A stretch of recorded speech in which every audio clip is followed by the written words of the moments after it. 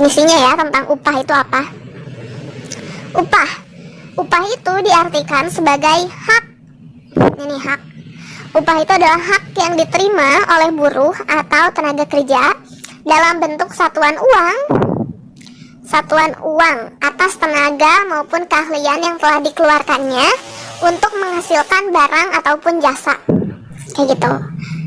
Nah, sekarang kita bakalan belajar tentang tujuan diberlakukannya sistem upah. Diberlakukan sistem upah yang pertama itu adalah agar upah ini bisa menarik para pekerja buat bekerja di perusahaan tersebut. Karena kalau tanpa sistem upah, tanpa upah, siapa juga yang mau kerja kayak gitu. Mendingan diem aja di rumah, nggak capek, nggak harus mikir, nggak harus kayak gimana.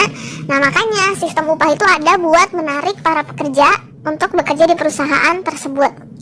Kemudian sistem upah juga diberlakukan agar bisa mempertahankan pekerja terbaik supaya mereka tetap bekerja di suatu perusahaan. Soalnya kalau misalkan pekerja itu pasti banyak ya. Nah, terus dari banyak itu pasti ada satu atau dua yang mencolok, yang lebih bagus dari yang lainnya. Nah, kalau misalkan gak ada sistem upah, kayak gak ada reward, gak ada naik gaji atau gak ada kayak gimana, ya udah orang tuh kayak sama aja gitu dan sesuka hati dia mau pindah kemanapun. Tapi kalau ada sistem upah ini, dia tuh bisa merasa lebih dihargai. Nah, makanya si orang ini bisa mempertahankan untuk kerja di tempat tersebut. Dan yang ketiga itu bisa memotivasi pekerja dalam bekerja. Jadi dengan adanya sistem upah, ya ada motivasi buat kerja ya untuk dapat uang gitu, biar kerjanya tuh lebih baik lagi, lebih termotivasi lagi kayak gitu. Nah, berikutnya kita bakal ngebahas tentang macam-macamnya, jenis-jenis dari sistem upah. Upah itu jenisnya ada banyak, dan kita bakalan lihat apa aja jenis-jenisnya.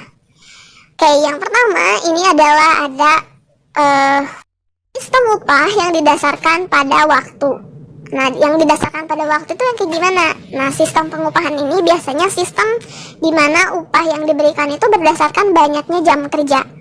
Bisa jam kerjanya itu per hari, bisa per jam, bisa per minggu, atau bisa per bulan.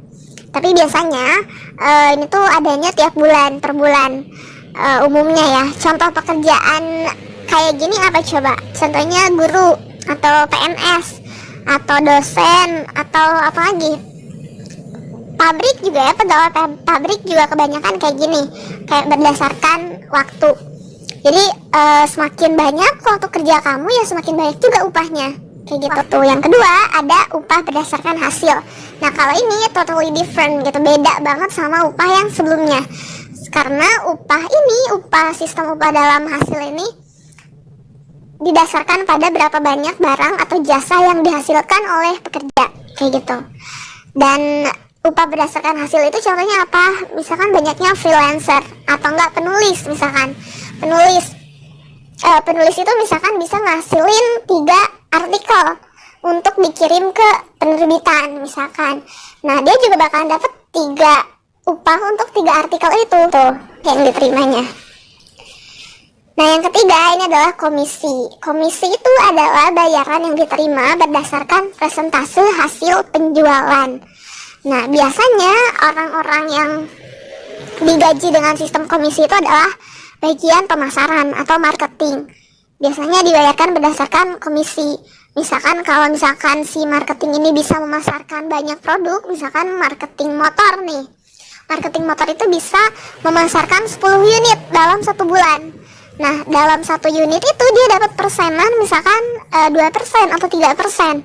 Nah, makin banyak barang yang dipasarkannya, itu makin banyak juga persentase yang didapatkannya. Jadi di sini bermain dengan persentase hasil penjualan.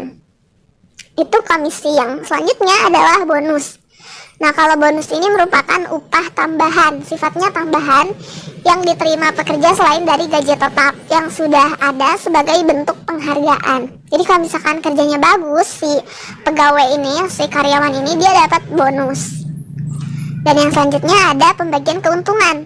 Nah, kalau sistem pembagian keuntungan ini adalah pemberian upah yang digunakan untuk meningkatkan motivasi para pekerja.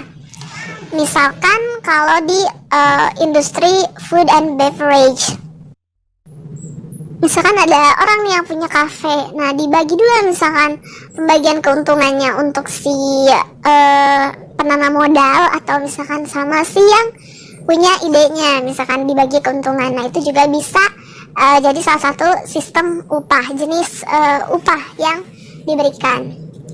Nah selanjutnya kita bakalan bahas tentang faktor-faktor apa aja sih yang memengaruhi sistem upah. Jadi dalam sistem pengupahan ini ada macam-macam jenis upah. Apa sih, ada yang didasarkan pada waktu, kan ada yang berdasarkan sama hasil. Nah terus yang memengaruhi sistem upah itu apa aja? Oke, yang pertama, faktor pertamanya itu adalah tingkat persaingan. Perusahaan itu dalam memberikan upah pada pekerjanya harus memerhatikan perusahaan lain dalam bidang yang sama mengenai pemberian upah. Yang selanjutnya ini adalah struktur upah. Jadi perusahaan itu harus menentukan berapa upah yang akan diberikan bagi semua posisi dalam perusahaan. Dan biasanya struktur upah ini dibangun berdasarkan evaluasi pekerjaan. Jadi ada struktur, ada hierarkisnya gitu untuk upah yang diterima. Semakin penting kerjaannya, maka makin tinggi juga upah yang akan diberikan. Nah selanjutnya juga performa karyawan. Nah performa di sini adalah kayak gimana dia bekerja. Pekerja yang bekerja dengan baik dan memberikan banyak kontribusi buat perusahaan itu layak buat dapat upah dengan jumlah tinggi. Sebaliknya kalau ada pekerja yang nggak ngasih hasil yang baik atau nggak berkontribusi sama sekali, ya upahnya bisa aja biasa aja gitu, kayak standar atau bahkan bisa dikurangi. Oke, itu adalah faktor yang ketiga. Nah, berikut ini adalah daftar 10 daerah dengan upah minimum kota dan kabupaten tertinggi di Indonesia pada tahun 2020. Wah, 4 ya. Tapi apa ya bedanya UMP, UMK dengan UMR? Mari simak pembahasannya. UMP adalah singkatan dari upah minimum provinsi, yaitu upah minimum yang berlaku untuk seluruh kabupaten atau kota di satu provinsi. Nilai UMP ditetapkan oleh peraturan gubernur. Selanjutnya adalah UMK. UMK adalah singkatan dari upah minimum kabupaten atau kota, yaitu upah minimum yang hanya berlaku di wilayah kabupaten atau kota itu saja. Besaran UMK juga ditetapkan oleh peraturan gubernur. Namun, bedanya dengan UMP adalah penetapan UMK harus berdasarkan rekomendasi Dewan Pengupahan Provinsi seperti bupati ataupun wali kota. Nah, pasti kalian lebih sering dengar dengan istilah yang berikut ini, yaitu UMR. UMR adalah singkatan dari upah minimum regional. Nah, ruang lingkup UMR sama dengan UMP, yaitu berlaku untuk seluruh wilayah di satu provinsi.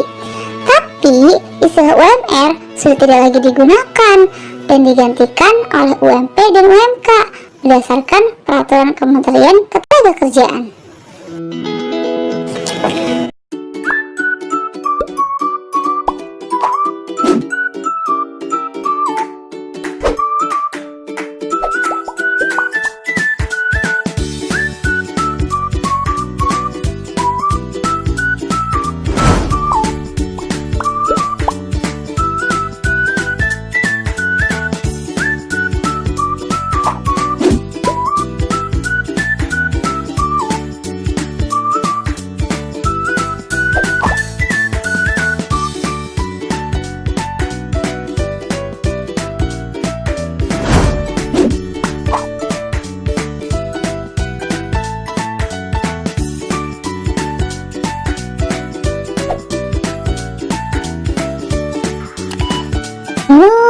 Istilah upah minimum itu sama atau tidak ya dengan gaji pokok?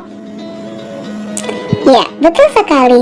Upah minimum berbeda dengan gaji pokok karena besaran gaji pokok minimal adalah 75% dari upah minimum. Jadi, ingat-ingat ya, kalau upah minimum itu berbeda dengan gaji pokok. Nah, itu dia tadi pembahasan mengenai sistem upah. Ternyata sistem upah berhubungan sangat erat ya dengan tenaga kerja. Semoga ketika nanti kalian bekerja, kalian bisa mendapatkan upah yang layak sesuai dengan beban pekerjaan kalian. Terima kasih sudah menonton video kali ini. Sampai jumpa pada video selanjutnya.